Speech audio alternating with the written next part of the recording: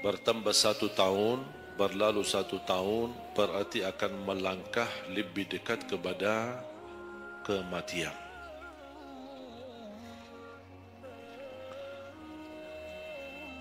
Sebenarnya bukan berapa usia kita, tapi apa isi usia kita. Isinya apa?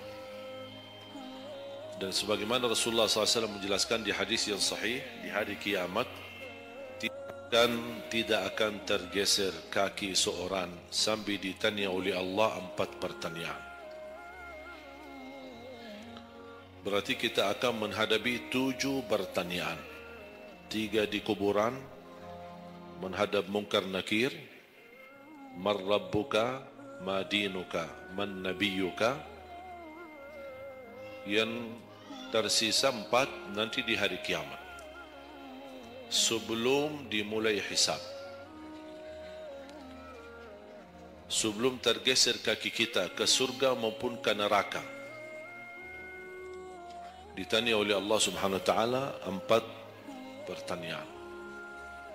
Yang pertama, lan tazula qadama 'abdin yaumal qiyamah hatta yus'ala an 4. Tidak akan tergeser kaki seorang di hari kiamat sambil ditanya oleh Allah Subhanahu wa taala 4 pertanyaan. Yang pertama, an umurihi fima afnah. Umurnya apa yang kamu lakukan? Allah tidak akan tanya berapa usiamu, tapi apa yang kamu isi dalam usiamu. 60, 70, 100 tahun, kurang, lebih. Allah tidak berdulikan berapa usia kita. Bahkan banyak para sahabat ketika ditanya usiamu berapa, dia menjawab usia saya 10 tahun. Padahal sudah tua, sudah di atas 50, ada yang di atas 40. Tapi kenapa begitu ditanya soal umurnya, dia menjawab 10 tahun. Ternyata mereka menghitungkan usia yang sebenarnya adalah usia yang terisi taat.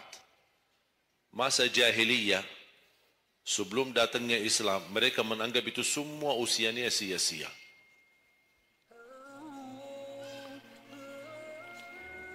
Berarti kalau ada orang Muslim tidak salat sama sekali sampai usia 50 tahun, semua usianya sia-sia. Karena tidak ada ibadah satupun yang diterima kalau tidak pernah salat. Biarpun dia haji setiap tahun, puasa setiap Ramadan, dia bersedekah berinfak setiap hari, tapi tidak pernah salat 5 waktu sama sekali, sia-sia amalan. Karena pertama yang akan dihisab oleh Allah salatnya. Kalau salat itu beres, baru akan ditanya yang lain. Kalau salatnya tidak ada, Allah tidak perlu bertanya yang lain. Makanya saya selalu berkata, khususnya para pemuda-pemudi, seberapapun dosamu, jangan tinggalkan salat. Sebesar apapun dosamu, jangan tinggalkan salat. Karena salat itu ibadah yang langsung menyambungkan kita sama Allah. Tali hubungan kita sama Allah. Kalau tali hubungan kita sama Allah terputus, tidak ada tali yang bisa sambung lagi. Dan selama anda menjaga salat, berarti masih ada harapan masuk dalam golongan yang akan diampuni Allah. Ada ampunan, ada harapan ampunan. Tapi kalau tidak salat, terus bagaimana Allah ampuni kalau tidak mau bertaubat? Banyak orang berkata, saya malu. Atau dia merasa ada bisikan di hatinya. Buat apa lo salat? Ngapain? Perilaku kamu aja tidak benar. Sama orang tua aja tidak benar. Dosamu tidak pernah henti-henti. Percuma salat, tidak usah. Itu ingat bisikan syaitan.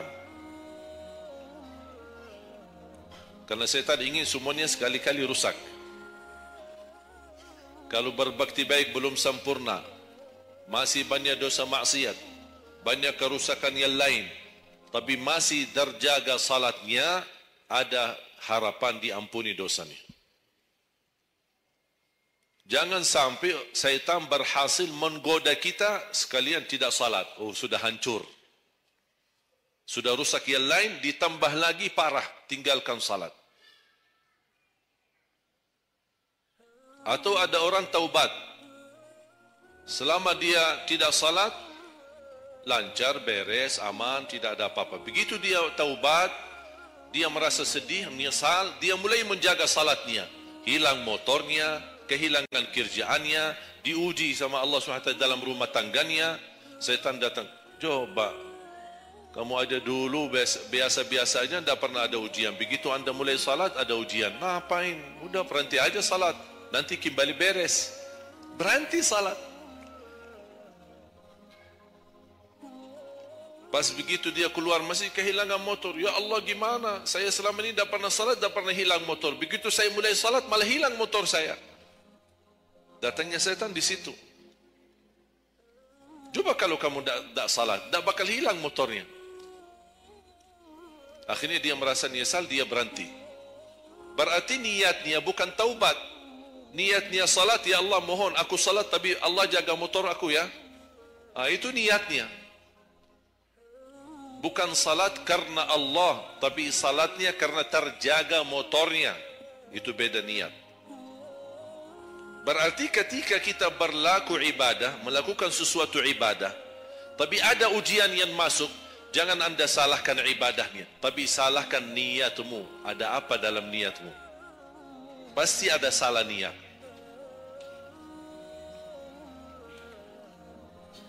Dan itu inti daripada umur kita. Allah berikan 60 tahun. Kemarin saya hitungkan, kalau standar umur umatku kata Rasulullah kan 60 sampai 70. Itu kira-kira kurang lebih. Ada yang lebih tua, lebih panjang usianya, ada yang lebih muda. Tapi standar kata Rasulullah SAW, a'maru ummati baina 60 wa 70. Standar umur umatku antara 60 sampai 70. Ada yang melebihi dari itu, tapi sedikit sekali dibanding yang lebih muda. Saya kemarin hitungkan 60. Apa yang kita lakukan di dalam usia 60 tahun. Dari lahir sampai balik. Sampai tahun berapa? 15? Kita sepakat 15? 15 tahun. Berarti sebelum balik belum taklif. Sebelum balik belum taklif. Haji boleh tapi tidak wajib karena syarat haji harus balik. Syaratnya harus balik walaupun diperintahkan, dibiasakan untuk melaksanakan salat. Tapi anggaplah betul taklif, belum ada taklif, belum ada kewajiban, berarti 15 tahun itu sia-sia. Dipotonglah dari 60. Berapa sisa? 45. Tidur sehari berapa jam? Hah? 8? Boleh kita sepakati angka 8? Ya kita bicara standar. Katanya menurut kesehatan, tidur yang normal dan pas dan cukup adalah 8 jam. Anggaplah 8 jam tidur. Ada yang tidur 12 jam. Ada yang tidur bangun, salat tidur bangun, salat tidur bangun. Kalau hari libur dia tidur, tidak capek tidurnya. Begitu bangun, ya Allah begal badan saya, tidur lagi.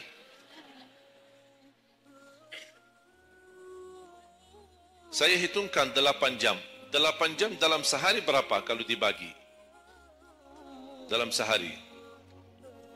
Sehari berapa jam? 24 jam. 8 bagiannya berapa jadinya? Sepertiga. Sepertiga sehari tidur. Sepertiga 60 tahun berapa? 20. 20 tahun ngapain? Tidur.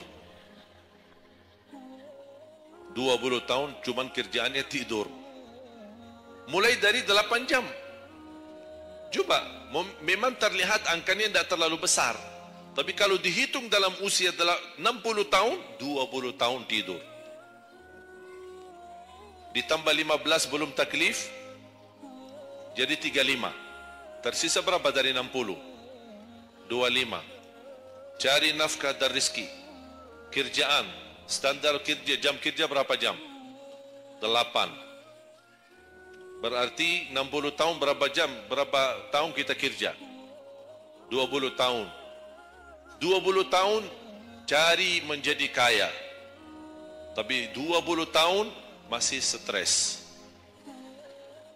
Tak jadi kaya-kaya. Masih bermasalah. Ditambah habis 20 tahun pensiun, tambah hutang. Belum lagi hutang sana sini. Sekarang semua serba hutang. Dan yang aku heran, kenapa orang Indonesia suka berhutang? Ada masalah sedikit hutang. Sekarang HP cicilan bagus-bagus.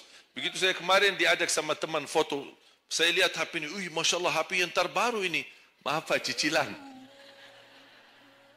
Jadi jangan ditipu, jangan tertipu ketika anda melihat handphone baru sama orang, langsung anda baik sangka barangkali cicilan. Tak ada yang sanggup cash. Cash itu 12 juta sampai ada 15 juta. Bawa mobil yang mewah, cicilan. Begitu pindah rumah, cicilan. Jalan-jalan besok juga nikah, cicilan. Semua serba cicilan. Dan terpengaruhi dengan promo. Promo sana, sana ini, ada ini, non persen, non ini, apa, sini beli satu, dapat satu. Dan semua serba hutang. Tanpa kita sadar, tidak sadar, memang mudah kita awal-awalnya berhutang, tapi begitu sudah jatuh tagihannya, pusing. Memang hutang ini bikin aku stres. Ada orang minta sama saya amalan. Ada enggak amalannya supaya saya bisa mengatasi masalah hutang ini? Saya bilang mudah amalannya, jangan berhutang lagi. Mudah. Sudah selesai. Hutang itu di dalam Islam dibolehkan kalau sudah benar-benar keadaannya darurat. Sudah tidak ada solusi, tidak ada jalan, tidak ada yang bisa bantu, tidak ada yang bisa menolong. Akhirnya terpaksa, dan hati-hati dari riba. Jangan terpaksa nanti beralasan, ya Allah saya terpaksa menggunakan pinjaman bank tapi riba. Pinjam 100 juta, kembalikan 120 juta. Dosa besar. Masih lebih ringan dosa zina sama ibu daripada terima uang riba. Nauzubillah min zalik.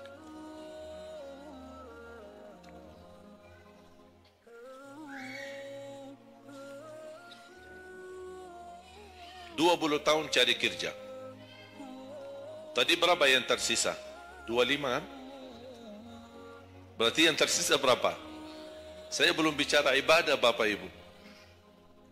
20 tahun tidur, 20 tahun cari dunia, 15 tahun masih belum taklif, tersisa 5 tahun.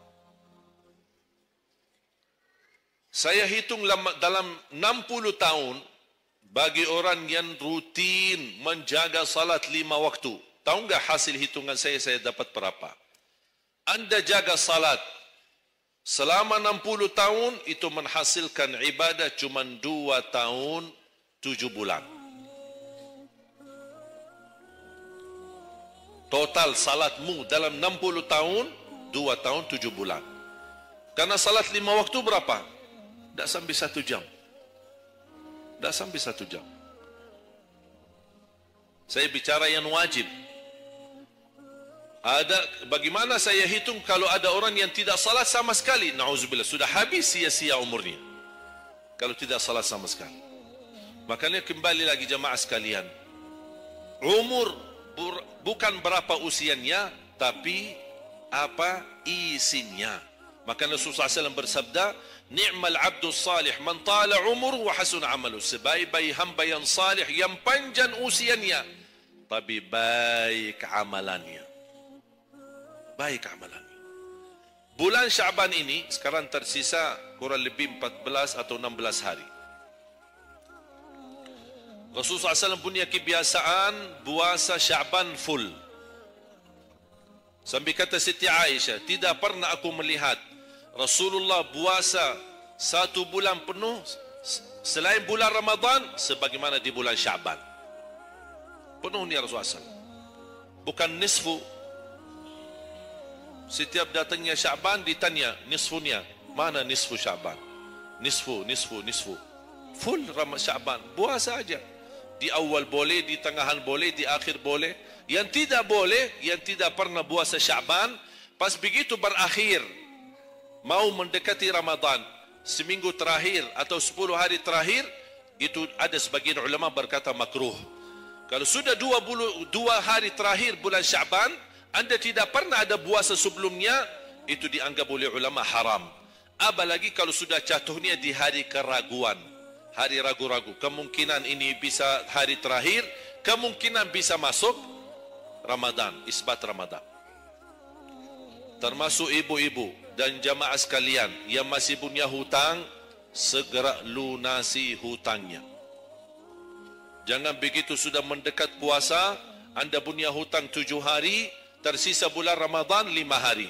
Syekh, apa? Aku punya hutang 7 hari, sedangkan yang tersisa bulan Ramadan itu tinggal 5 hari lagi mau masuk Ramadan. Aduh, 1 tahun tidak pernah tanya. Begitu sudah mepet baru cari jawabannya. Itu karena hukuman nanti. Tetap diganti puasa yang dari tahun yang lalu. Tetap bayar hutangnya dan kena denda setiap hari kena fidyah. Jadi seandainya anda masih punya hutang dan masuk Ramadan, anda belum lunasi, tetap hutang itu terbawa nanti. Pas habis Ramadan, anda punya kewajiban bayar hutang. Tapi karena anda tunda, mundurkan sampai masuk Ramadan, anda punya kena denda. Ditambah lagi, bukan hanya bayar dengan puasa ganti puasa, tapi ada lagi namanya fidyah. 1 hari 1 orang miskin. Diberikan kecukupan makanan. Makanya kembali lagi, yang punya hutang segera lunasi hutangnya. Jangan sia-siakan umurmu.